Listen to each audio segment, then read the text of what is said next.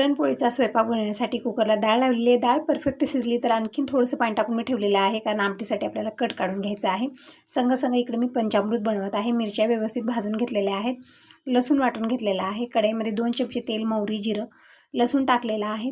परतून घेतल्यानंतर मी कोथिंबीर टाकली आणि जी भाजलेल्या मिरच्या आहेत ना ते व्यवस्थित आपल्याला यामध्ये टाकून परतून घ्यायचं आहे। नंतर मी इथे 1 ते 1.5 वाटी शेंगदाण्याचा कूट टाकलेला आहे, परतून घेतला। आता टाकूया चिंचेचा पल्प आणि चवीपुरतं मीठ टाकलेलं आहे। व्यवस्थित मिक्स करून घ्यायचं आणि थोडा वेळ कमी गॅसवर झाकून ठेवायचं आहे। परफेक्ट पंचामृत बनवून तयार होतं। पुरणपोळीचा स्वयंपाक म्हणला की त्यामध्ये पंचामृत आलं, कोशिंबीर, नंतर भरडा या 3 वस्तू बनल्या जातात। तर पुरणासाठी डाळ पण शिजलेली आहे। त्यात पुरण बनवून घेऊ। सत्यनारायणाची पूजा मांडायची आहे। प्रसाद मी बनवलेला आहे सत्यनारायण भगवानला।